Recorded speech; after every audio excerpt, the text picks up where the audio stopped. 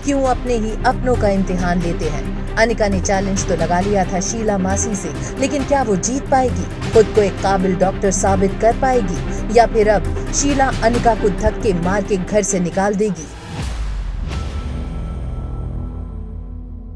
7 दिन बाद शीला मासी अपने चैलेंज का रिजल्ट देखने मल्होत्रा हाउस पहुंच गईं। किशन मामा ने शीला मासी को चिल्लाते देख उन्हें चुप रहने का इशारा करते हुए कहा, शीला, क्यों शोर मचा रही हो?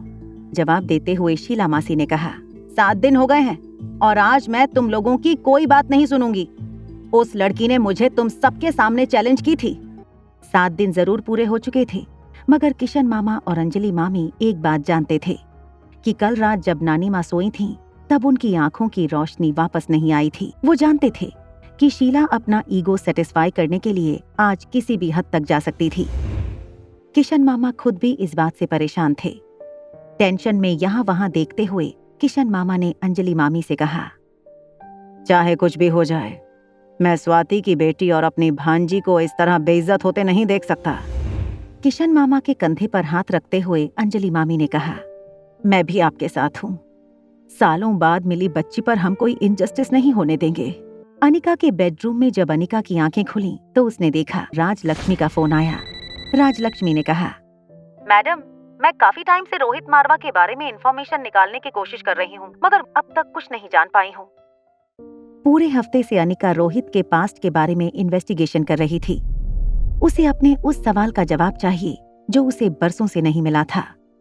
आखिर अनिका के बच्चों का बाप कौन था, और अगर इस सवाल का जवाब रोहित मारवा था तो इस बात को अनिका खुद कैसे नहीं जानती थी।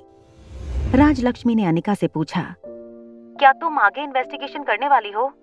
बिल्कुल, फिलहाल रोहित मारवा की बीती जिंदगी के बारे में पता करना ही मेरी जिंदगी का मकसद है। अनिका ने कमरे से बाहर निकली। अनिका जैसे ही स्टेयरकेस से नीचे उतरकर नानी माँ के कमरे में जाने लगी, शीला मासी ने ठीक स्टेयरकेस के सामने आकर उसे रोक लिया। शीला मासी के चेहरे पर गुस्सा था, मगर अपने वॉल्यूम पर कंट्रोल करते हुए उन्होंने अनिका से पूछा, ऐसी कौन सी दवाई दी तुमने मेरी माँ को, जो हमेशा सुबह 7 बजे जाग जाने वाली मेरी माँ आज 12 बजे तक सोई है? देखो शीला, अंजलि मामी की बात को काटते हुए शीला मासी ने आवाज बढ़ाते हुए कहा, मेरी माँ अंदर बेहोश पड़ी है। तुम्हें भले ही अपनी सास की जान की फिक्र ना हो, मगर मुझे मेरी माँ के लिए बहुत चिंता है। शीला मासी का ये ताना अंजलि मामी से बर्दाश्त नहीं हो रहा था। किशन मामा ने बीच में पड़ते हुए शीला मासी से कहा, बस करो शीला, बहुत बोल रही हो तुम। अब तुम भी अपनी बीवी की तरफदारी करने लगे। कहीं ऐसा तो नहीं कि अब मेरी माँ तुम दोनों पर बोझ बन गई है? शीला मासी की ऐसी बातें किशन मामा और अंजलि मामी दोनों को चुभ रही थीं। दोनों एक दूसरे को देखकर अपनी नजरें झुकाकर खड़े थे।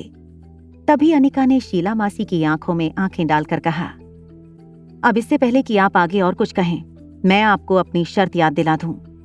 तो अंदर चलते हैं, नानी माँ को जगाकर देखते हैं कि आज कौन जीता और कौन हारा। कानेशी नानी माँ के बेडरूम में चली गई। अनिका नानी माँ के बेड पर बिल्कुल उनके बगल में उनके सर के पास जाकर बैठ गई। धीरे से उनके सर पर हाथ घुमाते हुए अनिका ने नानी माँ को आवाज लगाई, नानी माँ, आंखें खोलिए। अनिका की आवाज कानों पर पड़ते ही नानी माँ ने धीरे से अपनी आंखें खोली। उन्होंने अपनी आंखें मसलते हुए कहा, हाय राम, ये मेरी आंखें इतनी जल क्यों रही हैं? जैसे ही नानी माँ के मुंह से ये शब्द निकले, अंजलि मामी और किशन मामा एक दूसरे को देखने लगे।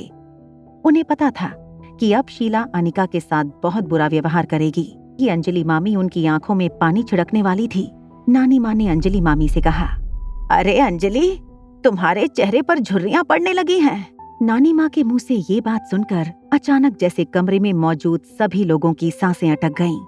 किशन मामा और अंजलि मामी की आंखें छलकने लगीं। थोड़ी देर बाद अंजलि मामी बड़ी मुश्किल से कुछ बोल पाईं। उन्होंने नानी माँ से पूछा, मम्मी जी, आप क्या सचमुच मुझे देख पा रहे हैं? इस बात पर खुद नानी माँ ने सरप्राइज होकर कहा, अरे मैं तो तुम्हें देख रही हूँ, वो भी पूरे 20 साल बाद। कभी सोचा नहीं था कि इस जिंदगी में दोबारा अपने बेटे को कभी देख पाऊंगी। चलो, कुछ तो पुण्य कमाए होंगे मैंने इस जीवन में, जो दोबारा अपने बेटे को देखने का मौका मिला। ये बात सुनते ही किशन मामा फूट फूट कर रोने लगे और अपनी माँ के गले लग गए। शीला मासी समझ नहीं पा रही थी कि ये कैसे मुमकिन है। जिस माँ का इलाज 20 सालों से बड़ा डॉक्टर नहीं कर पाया था, वो अचानक कैसे देखने लगी थी। तभी नानी माँ का ध्यान शीला मौसी पर गया। नानी ने शीला मौसी को पास बुलाते हुए कहा, शीला, तुम अब तक नहीं सुधरी। सालों पहले तुम एक छोटी बच्ची थी, मगर अब तो तुम्हारे यहाँ भी एक नन्ही बच्ची आ गई है। अब तो जरा सा अपनी जबान को लगाम देना सीखो। बात बात पर गुस्सा करना इस उम्र में अब तुम्हारे लिए ठीक नहीं है। मामी ने इशारे से अनिका को आगे बुलाते हुए कहा, मम्मी जी, पहचानो कौन है ये। जब अनिका धीरे से नानी माँ के सामने आई तो अनिका को देखकर नानी माँ हैरान हो गईं और नानी माँ बिना सोचे बोल पड़ी, मेरी बच्ची स्वाति। अनिका इस वक्त ठीक वैसी ही लग रही थी जैसे 25 साल पहले उसकी माँ लग रही होंगी। उनके लिए तो स्वाति फिर से उनके सामने आकर खड़ी हो गई। तभी धीरे से अंजलि मामी ने अनिका को अपनी नानी के पास बैठाते हुए कहा, मम्मी जी, ये अनिका है, आपकी पोती। नानी की आंखों की रोशनी वापस आ गई। तो क्या शीला अब अनिका को अपना लेगी? अनिका को अपना एक परिवार तो मिल गया, लेकिन क्या अब वो अपने बच्चों के बाप को ढूंढ पाएगी? जानने के लिए देखिए अगला एपिसोड सिर्फ पॉकेट एफएम के YouTube चैनल पर। और एक लड़की को देखा तो के सारे एपिसोड्स को सुनने के लिए डिस्क्रिप्शन में दी हुई लिंक से डाउनलोड कीजिए पॉकेट एफएम ऐप।